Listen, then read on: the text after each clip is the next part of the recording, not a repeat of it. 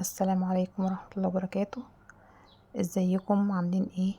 انا طبعا اول مرة اعمل فيديو، دي قناة جديدة جدا جدا، مفيش فيديوهات قبل كده خالص، وما عملتش قنوات قبل كده خالص، فسامحوني لو انا مثلا متلخبطة شوية مرتبكة شوية. ياريت تدعموني وياريت تشجعوني وياريت نشجع بعض. انا ام مصرية زي اي ام نفسها تحقق حلم مثلا لولادها، تعلمهم تجهزهم، فحبيت ابدأ مشروعي من القناة دي. انا طبعا كنت بوريكم المطبخ قبل وبعد. طبعا انا ما مرضتش من اول يوم كده فيديو اصور بقى مواعين وغسيل والكلام ده، انا حبيت بس اوريكم قبل وبعد وبعد كده ان شاء الله نشجع بعض. يعني هو فيديو قصير جدا، مقتطفات يعني كده، ان انا حابة اوريكم يومي كان ماشي ازاي. صحيت الساعة 6 الصبح، ولادي راحوا المدرسة، طبعا مصلية الفجر. حبيت اوريكم مثلا مطبخي الاول كان عامل ازاي. بصحى الصبح طبعا بلاقي ولادي مدمرين الدنيا خاربين الدنيا كالعادة زي كل يوم. دي اوضتي، اوضة نومي. آه، وريتها لكم برضو قبل وبعد. ف يعني هو ده يومي يعني، بس يومي طبعا اللي هو ايه، آه، يعني لقطات صغيرة كده بوريها لكم. يا ريت بس تشجعوني، ويا ريت تحفزوني، ويا ريت اسمع كلمة حلوة منكم في الكومنتات ويا ريت تشتركوا عندي، يا ريت. رجاء. ربنا يبارك لكم يا رب. دي الأوضة بتاعتي، حبيت اوريها لكم قبل وبعد. برضو ما عملتهاش معاكم انا، كل ده يعني فيديو تحضيري، بحضر نفسي ان انا ايه يعني تشوفوني ويمكن يعجبكم. دي اوضة ولادي. آه طبعا زي اوضة اي حد، طبعا متدمرة متبهدلة، بيدمروا الدنيا. انا طبعا معايا طفلة صغيرة 3 سنين، دي بصوا يعني بتشقلب حال الدنيا يعني، كحال كل الاطفال، كلنا طبعا عارفين الموضوع ده. كنت حابة برضو اوريكم كانت عاملة ازاي وبقت عاملة ازاي. آه انا طبعا لو حابين تعرفوا عني شوية يعني، انا ام ل4 اطفال، 3 بنات وولد، كلهم طبعا في المدارس. حبيت اساعد نفسي بنفسي، يعني عملت القناة دي. ادعولي ربنا يوفقني. يعني تجربة، حبيت اجرب وحبيت اشوف يعني الموضوع هينفع معايا ولا مش هينفع معايا. فانتوا هتشجعوني وانتوا هتقولوا لي بقى يعني حلوة ولا مش حلوة. اكمل ولا اقفلها وخلاص وما اعملش حاجة تاني. فانتوا يعني ايه هتقولوا لي. ومعلش سامحوني في الارتباك اللي انا فيه ده، انا اول مرة و... وطبعا اكيد اي حد هيبقى مرتبك، مش مجمعة كلام، مش محضرة كلام، مش عارفة انا هقول لكم ايه.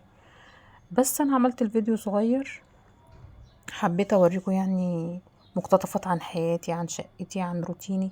وبعد كده ان شاء الله يعني هصور بالتفصيل وكده وهتتشجعوا معايا ان شاء الله، ان شاء الله تشجعوا معايا واتشجع بيكم ان شاء الله. وان شاء الله يعني اكسب صداقة، صداقة اخوات، ان شاء الله نبقى اخوات في الله باذن الله. ربنا يصلح حالكم جميعا، اللهم امين.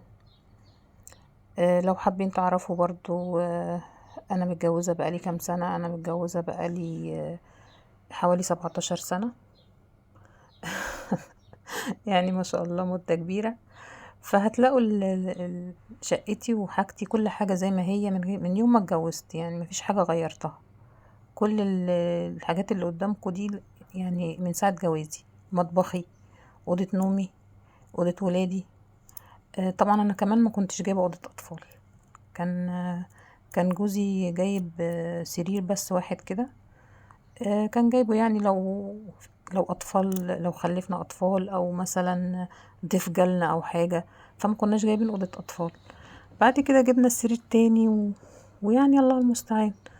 ان شاء الله ربنا يكرم ويرزق ونجيب اللي نفسنا فيه كله باذن الله. برضو انتوا يعني ايه ما شفتوش بقية الشقة ان شاء الله هوريكم بقية شقتي. بس طبعا في حاجات خربانة كتير فاعذروني لو انا ما وريتها لكوش مثلا، او يعني اتكسفت ان انتوا تشوفوها معايا. مش حابة ان انا يعني في حاجات مش حابة اظهرها في الاول كده لحد ما ربنا يكرم ويصلح الحال يعني، ونجيب اللي نفسنا فيه كله بإذن الله. بس ممكن بقى يعني ايه، انا كنت جايبة شوية حاجات لبنتي جهاز، لان بنتي ما شاء الله يعني عندها 16 سنة. فبدأت ان انا ايه اجيب لها شوية حاجات كده، ممكن اوريكم يعني الحاجات دي، اوريكم تاخدوا فكرة، تتفرجوا معايا على الحاجات اللي انا جايباها دي. بس مش جايبة حاجات كتير يعني، بداية يعني، لسه ببدأ ان انا اجيب لها، لان انا ما شاء الله يعني انا معايا كمان بنتي التانية في تانية اعدادي. فان شاء الله الاتنين يعني طالعين ورا بعض، وانتوا فاهمين طبعا الموضوع بيبقى ماشي ازاي. فبدأت ان انا اجيب مثلا طقمين حلل، طقم صواني مثلا، مش عارف ايه. ان شاء الله اوريكم كل الحاجات دي، وان شاء الله بعد ما اكون يعني صداقات ما بينكم. انا مش والله مش مشتركين، انا عايزه يبقى عندي اصحاب، مش مشتركين، مش مشتركين وخلاص، لا انا عايزه اصحاب نتكلم مع بعض، نحكي مع بعض، نتكلم في حياتنا، نحكي مشاكلنا لبعض، بس طبعا مش على الملأ يعني، ما بيننا وما بين بعض يعني. لان انا اصلا ما عنديش صحاب، وطبعا الموضوع ده مش حباه يعني. انا بحب الصحاب وكده، لان انا اصلا مش يعني ما اتجوزتش في بلدي، فاتجوزت في بلد تانية، وبقيت طبعا ما فيش صحاب، ما فيش حد، ما عرفتش اصاحب ناس غريبة عني وكده وطبعا انتوا فاهمين. فبصراحة ما صاحبتش كتير، وصحابي يعني محدودين جدا جدا جدا، ومش يعتبر صحاب قوي برضو، لان يعني مش بنشوف بعض، وكل فين وفين لما بنتكلم مع بعض. طبعا الصحاب دول بيبقوا لازم يبقى فيه تواصل يعني وكده وكلام ما بينهم. فربنا يكرمكم وان شاء الله، ويكرمني معاكم، وان شاء الله نبقى صحاب واخوات وحبايب. ده طبعا كنت بوريكم الغدا بتاعنا.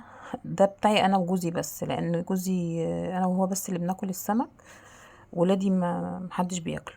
يعني عندي بنتين والولد، ما فيش الا بنتي الصغيره، وساعات بتاكله وساعات لا، احنا بس اللي بناكله. ففي اليوم ده عملت سمك ليا انا وهو بس، وعملت لهم هم اكل تاني.